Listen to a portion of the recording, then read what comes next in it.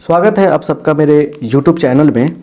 जैसे कि हम लोग 12th क्लास के लिए कैप्सूल कोर्स का स्टडी कर रहे हैं और इसमें हम लोग 22वां क्लास आज करने वाले हैं। 21 क्लास का सफ़र पूरा हो गया है, तो ये कोर्स आपके लिए काफ़ी इम्पोर्टेंट है। इस कोर्स को अच्छा से ज्वाइन करने के लिए इस नंबर पे आप हमें व्हाट्सअप कर सकते हैं, जिससे आपको इस पूरे कोर्स के बारे में जानकारी मिलेगी और कोर्स आपको दिया जाएगा। इस कोर्स को करने के बाद अच्छा से आप नंबर भी प्राप्त कर सकते हैं। तो जैसे हम लोग वेक्टर पढ़ रहे हैं और वेक्टर में आज हम लोग बहुत ही इम्पोर्टेंट चीज़ पढ़ने वाले हैं। यहाँ देखिए क्या, तो आज हम लोग पढ़ने वाले हैं प्रोडक्ट ऑफ टू वेक्टर्स। क्या पढ़ने वाले हैं? Product of two vector. To the point पढ़ा रहे हैं आपको। प्रोडक्ट ऑफ टू वेक्टर्स, दो सदिशों का गुना आज हम लोग पढ़ने वाले हैं। यहाँ पे देखिए, क्लियर बात समझने का प्रयास कीजिए। यहाँ पर सबसे पहले पढ़ेंगे हम लोग डॉट प्रोडक्ट या स्केलर प्रोडक्ट। डॉट प्रोडक्ट और scalar product. Scalar product Hindi होता है बिंदु गुणन या अदिश गुणन। देखिए, टॉपिक आपके सामने है और कॉन्सेप्ट क्लियर हो जाएगा तो बहुत अच्छा नंबर आपका आएगा। सिंपल बात समझिए, इसको ऐसे लिखते हैं, ए वेक्टर यहाँ पे है और दूसरा वेक्टर बी यहाँ पे है, दोनों के बीच में डॉट देते हैं और पढ़ते हैं vector A dot vector B. Defined कैसे होता है? तो ए का मैग्नीट्यूड, बी का मैग्नीट्यूड और फिर कॉस थीटा। इसमें कॉस आता है, इस बात को याद रखिएगा, ठीक है। अब सुनिए, यहाँ पे ये फार्मूला हो गया। इस फार्मूला से कुछ बात क्लियर करेंगे हम लोग। यहाँ देखिए, अगर इसी फार्मूला को देखा जाए, ये मेन हो गया आपका। यहीं से अगर निकाला जाए कॉस थीटा का मान तो क्या हो जाएगा बताइए? ए डॉट बी बाई ए का मैग्नीट्यूड, बी का मैग्नीट्यूड, ऐसे हो जाएगा, ठीक है। एक बात आपको समझना काफ़ी ज़रूरी है। अब इस प्रकार से फार्मूला धीरे धीरे क्या होता है ना कि टॉपिक्स जब देख लेंगे आप लोग, कॉन्सेप्ट क्लियर हो जाता है, फार्मूला अपने आप बन जाएगा। यहाँ से थीटा का मान कभी कभी ऐसे भी दे देता है आपको ऑब्जेक्टिव क्वेश्चन के रूप में कि ए डॉट बी का मॉड बाई ए, ऐसे। क्लियर बात समझ गए ना? तो अब यहाँ से हम लोग इस पे कुछ क्वेश्चन देखते हैं, जिससे आपका कॉन्सेप्ट क्या हो जाएगा, क्लियर हो जाएगा। राइट, स्क्रीनशॉट लीजिए, लाइक करते चलिए। और देखिए, मॉडल पेपर आ गया तो गेस आ गया तो ये कर दीजिए, वो कर दीजिए। सब ड्रामों से बच के पहले कोर्स को कंप्लीट कीजिए, उसके बाद एक मंथ बचेगा उसमें सब कीजिएगा। कुछ भी कहीं से टाइम वेस्ट कर रहे हैं ना, कहीं कहीं जाके आप लोग मतलब टाइम वेस्ट कर रहे हैं कि ये कोई कह दे रहा है कि ये लड़ जाएगा वो लड़ जाएगा, उसके चक्कर मत पड़िए। आप लोग पढ़ाई कीजिए, कहीं कोर्स पढ़ाई हो रही है कहीं भी, उसको देखिए पहले। कोर्स क्लियर, उसके बाद रिजल्ट क्लियर। अरे कि if vector A dot B बराबर दिया है, क्या चीज़ दिया है? 6 दिया है, ए का मैग्नीट्यूड दिया है 2, ठीक है, और फिर मैग्नीट्यूड बी दिया है क्या यहाँ पे 3 दिया है, यहाँ पे √3 दिया है, ठीक है ना। समझिए बढ़िया से। तो यहाँ पे देखिए, देन फाइंड क्या चीज़? देन फाइंड थीटा निकालना है। आइए एग्जाम्पल यहाँ पे इसको सोल्यूशन किया जाए। देखिए, कॉस थीटा बराबर क्या बताया हमने? ए डॉट बी बाई, इसका मॉड कर दीजिए, बाई कितना? ए का मैग्नीट्यूड फिर बी का मैग्नीट्यूड। तो यहाँ पे क्या हो जाएगा?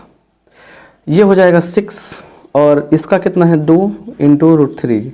अब ये कट जाएगा तो कितना आएगा? ये आ जाएगा आपको 3। ये भी तो कट जाएगा तो 3/√3 कट जाएगा, कितना बार में आएगा? √3। तो ये हो जाएगा आपका √3 आ जाएगा। क्लियर? अब सुनिए यहाँ पे ध्यान से, इसलिए थीटा बराबर क्या होगा? कॉस इनवर्स √3 आ जाएगा। और यहीं क्या होगा? सॉरी, हाँ, cos इनवर्स रूट 3, यही क्या होगा आपका आंसर हो जाएगा। तो इस प्रकार से देखा जाता है कि ऐसा दिया रहेगा, ठीक है ना। इस बात को समझ गए तो आप इसको स्क्रीनशॉट लीजिए बढ़िया से। अब यहाँ से कुछ रिजल्ट बता रहे हैं, उस रिजल्ट को आप आराम से देखिए, बड़ा मज़ा आएगा, ठीक है। चलिए आइए देखा जाए यहाँ पे।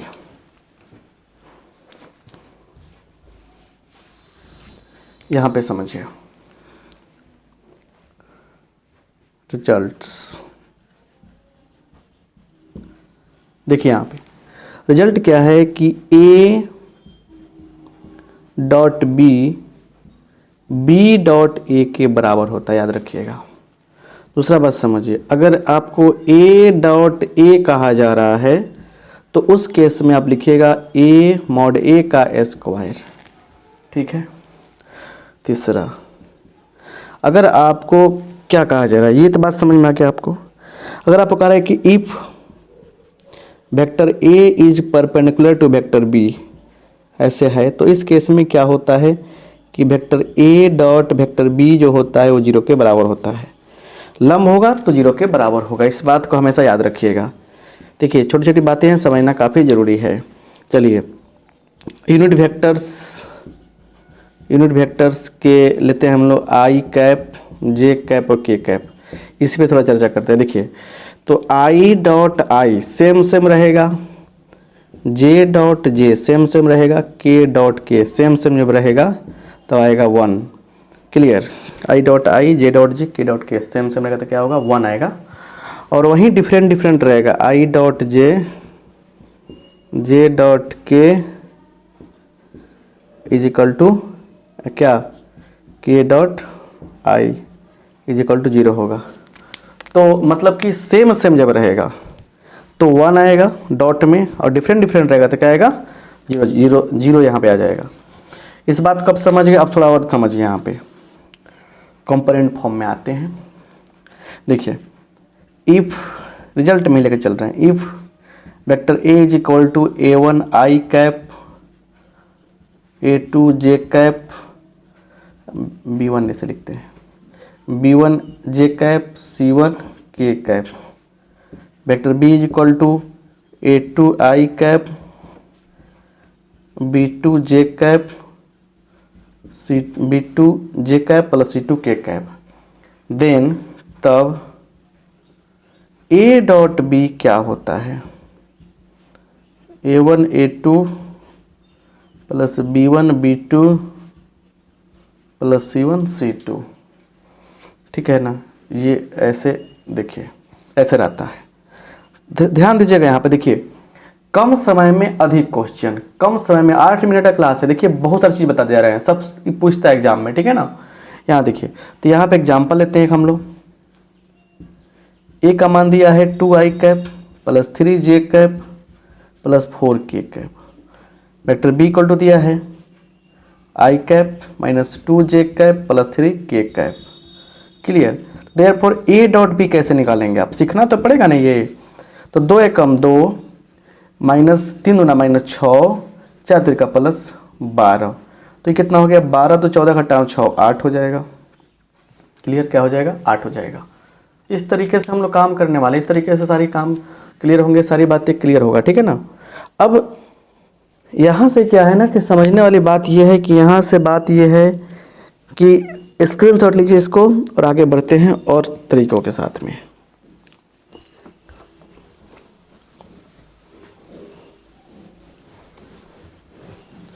आइए आगे देखा जाए। यहाँ पे एक वर्ड आता है projection, projection of vector A on vector B। इसका हिंदी होता है प्रक्षेप, A का B पर प्रक्षेप। तो क्या करते हैं कि पहले डॉट लिखते हैं दोनों का ऊपर, किस पे प्रक्षेप निकाल रहे हैं ऑन B, तो B के मॉड से डिवाइड कर देंगे। यही हमारे क्या हो गया आंसर हो गया। एग्जाम्पल देखिए, कह रहा है क्या,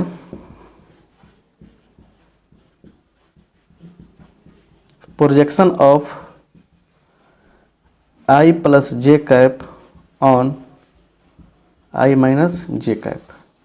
क्या हो जाएगा, projection of I plus J cap on I minus J cap, तो I plus J cap I minus J cap बटा क्या हो जाएगा यहाँ पे, क्लियर बात समझिए, दोनों का डॉट बटा किसका मैग्नीट्यूड ऑन के बाद, तो आई माइनस जे जो है ना इसका मैग्नीट्यूड निकाल देंगे हम लोग। तो 1 इंटू 1 1, 1 इंटू 1 1 माइनस हो गया, इसका कितना होगा रूट 2 होगा, क्योंकि 1 का स्क्वायर प्लस माइनस 1 का स्क्वायर रूट 2 होगा। ऊपर आ गया 0 तो क्या आएगा 0 बटा रूट 2, 0 आ गया, तो प्रोजेक्शन क्या हो गया यहाँ पे 0 हो गया। क्लियर, तो स्क्रीनशॉट लीजिए। धीरे धीरे सब कुछ आपका क्लियर होता जा रहा है, देखते चलिए। ये डॉट का खेल चल रहा है अभी, ठीक है ना। आगे भी देखिए क्वेश्चन लिख लेते हैं। कहते हैं कि if A is equal to I cap plus J cap plus K cap, B is equal to 2 I cap plus 3 J cap plus 4 K cap, तो इसलिए ए डॉट बी, सॉरी कह रहे हैं यहाँ पे find the angle between vector A and vector B. Vector A और vector B के बीच में एंगल निकालिए, कोण निकालिए। चलिए कैसे निकालेंगे, सॉल्यूशन देखिए यहाँ पे। सबसे बड़ी बात यह है कि मतलब ए डॉट बी निकाल लीजिए पहले। 1 दूना 2, 3 एकम 3, 4 एकम 4, कितना हो गया 4 3 7 2 9 हो गया। ए का मैग्नीट्यूड कितना होगा, तो 1 का स्क्वायर 1, 1 का स्क्वायर 1, 1 का स्क्वायर 1 बराबर, रूट कर लेंगे इसका तो कितना आएगा रूट 3।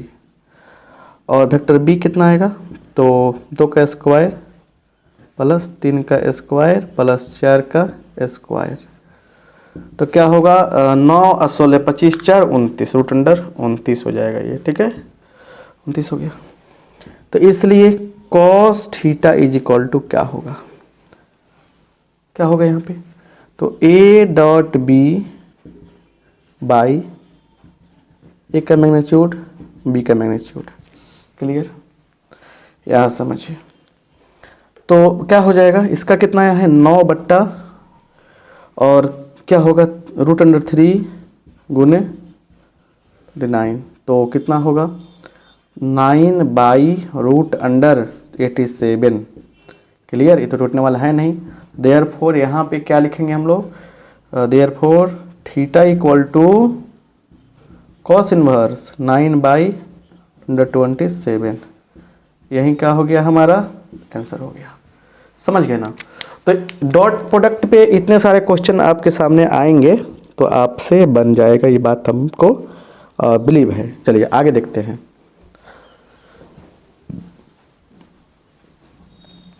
देखते हैं, बात को समझने का प्रयास करते हैं। चलिए, तो ये डॉट वाला खेल आपको समझ में आ गया, ठीक है ना। अब थोड़ा सा होमवर्क करते हैं आपके लिए, ठीक है ना। तो आपको ना इसके बेस पर अब तक पढ़ाई जो हुई उसके बेस पर आपको बता रहे हैं कि एक्सरसाइज क्या करना है। अभी आगे पढ़ाएंगे क्लास, हम देखिए 10.3 में जाना है, ठीक है ना। जो भी क्वेश्चन उसको बता रहे हैं जिससे क्वेश्चन पूछा जा सकता है। 10.3 में जाने के बाद पहला क्वेश्चन टच करना है, फिर देखिए दूसरा क्वेश्चन टच करना है। देखते चलिए जो क्वेश्चन पूछता है आप ऑब्जेक्टिव जो सब्जेक्टिव में पूछ देगा आपको। तीसरा क्वेश्चन टच करना है, ठीक है। चलिए आगे बढ़ते हैं, 5वां पे ध्यान देना है।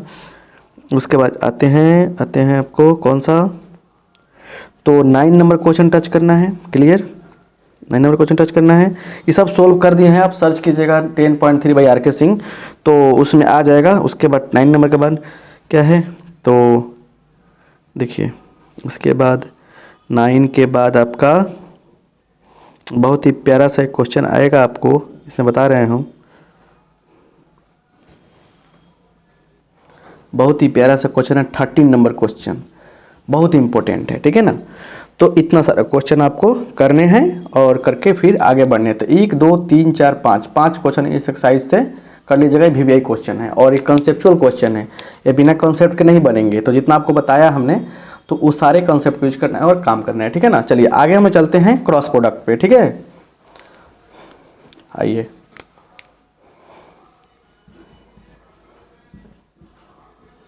क्रॉस प्रोडक्ट,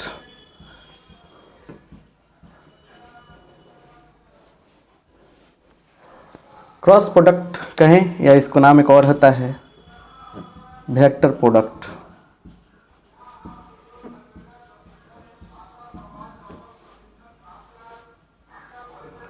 वेक्टर प्रोडक्ट, ठीक है।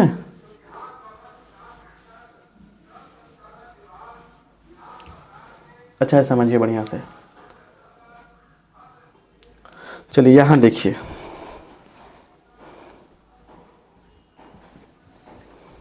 यहाँ पे क्या है, यहाँ पे क्या है कि ए क्रॉस बी से डिनोट करते हैं, इसको पढ़ते हैं cross B vector A cross vector B. होता क्या है कि ए का मैग्नीट्यूड इंटू बी का मैग्नीट्यूड और साइन थीटा तो रहेगा ही, उसके बाद N cap. Clear, unit vector होता है। इसको थोड़ा और आगे बढ़ाते हैं, देखिए दोनों और मॉड कर दीजिए, तो मॉड कर देंगे vector A cross vector B is equal to, इसका मॉड करेंगे तो वहीं रह जाएगा, बी का मॉड वहीं रहेगा, साइन का मॉड साइन थीटा, इसका मॉड हो जाएगा 1, तो खत्म हो गया। क्लियर। तो अब एक देखिए ये मेन हो गया, इससे आप यहाँ पे आए और यहाँ से देखिए कैसे आ जाएंगे आप। अगर आप निकालते हैं साइन थीटा का वैल्यू तो क्या होगा, ए क्रॉस बी का मैग्नीट्यूड बट्टा ए का मैग्नीट्यूड इंटू बी का मैग्नीट्यूड, ऐसे निकालेंगे हम लोग। ठीक है, तो एक देखिए इस तरह से फॉर्मूला आपको बताते चल रहे हैं ताकि काफ़ी आपको दिक्कत ना हो, मतलब कि याद करने में। चलिए अब यहाँ पे कुछ रिजल्ट्स याद रखिएगा, लिखिएगा रिजल्ट्स। ए क्रॉस ए जब आएगा उसका मान होगा 0 वेक्टर, ठीक है। Clear. A cross B cross A के बराबर नहीं होता है, होगा तो क्या होगा, माइनस लग जाएगा, तो माइनस बी क्रॉस ए के बराबर होता है। तो बात क्लियर हो गया। अच्छा सुनिए, आई क्रॉस आई कैप, जे क्रॉस जे कैप, के क्रॉस के कैप, ये हो जाएगा आपका कितना, जब सेम सेम रहेगा तो ए हो जाएगा आपका 0। बट यहाँ पे देखिए आई क्रॉस जे क्रॉस के है ना, और के क्रॉस आई, इसकी कहानी क्या है ये समझिए। यहाँ देखिए आई माने आई यहाँ रखेंगे,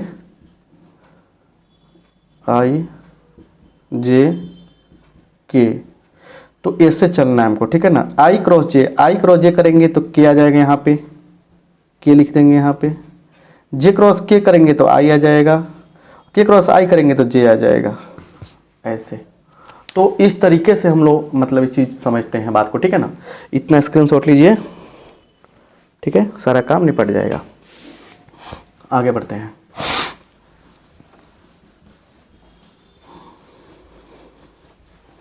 अब एक बहुत ही महत्वपूर्ण बात आती है यहाँ पे, देखिए क्या, कि इफ वेक्टर ए बराबर a1 I cap plus b1 J cap plus c1 K cap, vector B बराबर a2 I cap plus b2 J cap plus c2 K cap.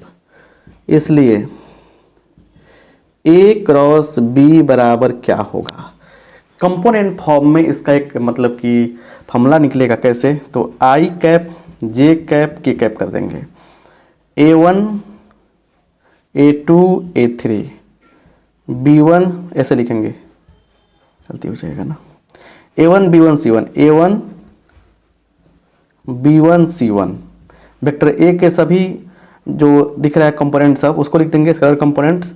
उसके बाद क्या, b2 a2 b2 c2, चलिए ये हो जाएगा।